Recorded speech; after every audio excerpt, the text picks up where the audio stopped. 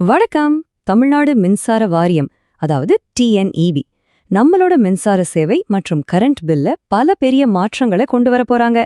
இந்த மாற்றங்கள் எல்லாம் என்ன, இதனால நமக்கு என்ன பாதிப்பு, நாம என்ன செய்யணும்னு எல்லாத்தையும் பத்தி இப்போ தெளிவா பார்க்கலாம். வாங்க, டிஎன்இபி வெளியிட்டிருக்கிற அந்த 4 முக்கியமான அதிரடியான அறிவிப்புகள் என்னென்னு ஒன்னொன்னா பாத்திரலாம். இது நம்ம ஒவ்வொரு வீட்டுக்கும் பொருந்தும். முதல்ல நாம பார்க்க போறது நமக்கு கிடைக்கிற அந்த 100 யூனிட் இலவச மின்சாரம் சம்பந்தப்பட்ட ஒரு ரொம்ப முக்கியமான அப்டேட். ஆமாங்க, நீங்க தொடர்ந்து அந்த 100 யூனிட் இலவச மின்சார மானியத்தை பெறணும்னா இப்போ ஒரு விஷயத்த கண்டிப்பா செஞ்சே ஆகணும். இது கொஞ்ச நாளா பேசிட்டு இருந்த ஒரு விஷயம்தான், ஆனா இப்போ கட்டாயமாக்கிருக்காங்க. அதுதாங்க இந்த ஆதார் இபி இணைப்பு.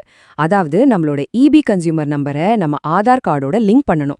எதுக்குன்னா அரசாங்கம் கொடுக்கற சலுகைகள் தொடர்ந்து கிடைக்கிறதுக்கு தான். சொல்லப்போனா போன 3 வருஷமாவே மின்சார வாரியம் இதை பண்ணுங்கன்னு சொல்லிட்டு தான் இருக்காங்க. ஒரு நிமிஷம் யோசிங்க. நீங்க உங்க ஆதார் நம்பரை இபி கனெக்ஷனோட லிங்க் பண்ணிட்டீங்களா? நீங்க புதுசா கனெக்ஷன் வாங்கியிருந்தா அது ஆட்டோமேட்டிக்கா ஆயிருக்கும். ஆனா பழைய கனெக்ஷன் வச்சிருக்கிறவங்க மறக்காம டிஎன்இபி வெப்சைட்ல போய் ஆன்லைன்ல அப்டேட் பண்ணிடுங்க. சரி, அடுத்த பெரிய மாற்றத்துக்கு போலாமா?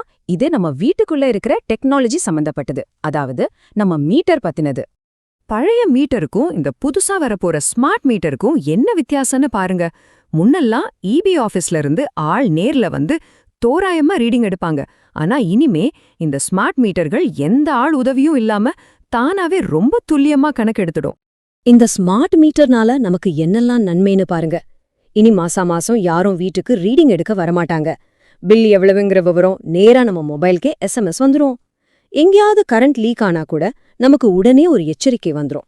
இதுல ரொம்ப முக்கியமான விஷயம் என்னன்னா, நம்ம போனுக்கு போட சார்ஜர் மாதிரி சின்ன சாதனங்கள் எடுக்கிற கரண்ட்டை கூட இது ரொம்ப துல்லியமா கால்குலேட் பண்ணிடும். இதனால உங்க பில் தொகை முன்ன விட கொஞ்சம் அதிகமா வர்ற மாதிரி உங்களுக்கு தோணலாம். ஆனா அது நம்மளோட சரியான உபயோகம்தான். அடுத்ததா, நாம எந்த நேரத்துல கரண்ட் யூஸ் பண்றோங்கிறத பொறுத்து நம்ம பில் மாறப்போகுதுன்னு ஒரு புது முறைய டிஎன்இபி சோதிச்சு பார்த்துட்டு இருக்காங்க. வாங்க, அது என்னன்னு விரிவா தெரிஞ்சுக்கலாம். இந்த பீக்கார் கட்டணம்ங்கிற கான்செப்ட பாருங்க. இப்போதைக்கு சில மாவட்டங்கள்ல ஒரு சோதனை முறையில இத கொண்டு வந்திருக்காங்க. அதாவது மதியம் மற்றும் ராத்திரி நேரங்கள்ல கரண்ட் அதிகமா உபயோகிச்சா அதுக்கு கூடுதல் கட்டணம் வசூலிக்கப்படலாம். எதுக்கு இப்படி ஒரு திட்டம்னா, மின்சார தேவைய சரியா நிர்வகிச்சு எல்லாருக்கும் தடையில்லாம கரண்ட் கொடுக்கறதுக்கு தாங்க. மின்சார வாரியமே ரொம்ப தெளிவா சொல்லியிருக்காங்க. மதியம் மற்றும் இரவு மாதிரி பீக்கார் நேரங்கள்ல யூஸ் பண்ற கரண்ட்டுக்கு கூடுதல் கட்டணம் வாங்கலாமான்னு யோசிச்சுட்டு இருக்கோன்னு. அதனால இந்த சோதனை நடக்கிற மாவட்டங்கள்ல நீங்க இருந்தீங்கன்னா அந்த நேரங்கள்ல உங்க கரண்ட் உபயோகத்துல கொஞ்சம் கவனமா இருக்கிறது நல்லது. கடைசி அப்டேட், நாம இபி பில் கட்டுற முறைய மாத்தப் போகுது. குறிப்பா பெரிய தொகை கட்டுறவங்களுக்கு இது ரொம்ப முக்கியம்.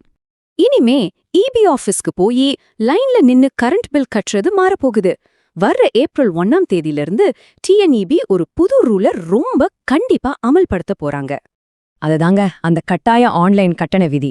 இனிமே ஒரு குறிப்பிட்ட தொகைக்கு மேல பில் வந்துச்சுன்னா அதை நீங்க ஜிபே, போன்பே இல்லனா டிஎன்இபி வெப்சைட் மாதிரி ஆன்லைன் முறைகள்ல மட்டும்தான் கட்ட முடியும். இந்த சிஸ்டம் ஏற்கனவே இருந்தாலும் இப்போ டிஜிட்டல் பரிவர்த்தனைகளை அதிகப்படுத்தவும் ஆபீஸ்ல பணப்புழக்கத்தை குறைக்கவும் இதை ரொம்ப தீவிரமா ஆக்க போறாங்க. சரி, இவ்ளோ மாற்றங்கள் வருது. இதிலிருந்து நாம முக்கியமா கவனிக்க வேண்டிய விஷயங்கள் என்னென்ன, அது ஒரு 3 எளிய படிகள்ல சுருக்கமா பாத்திரலாமா?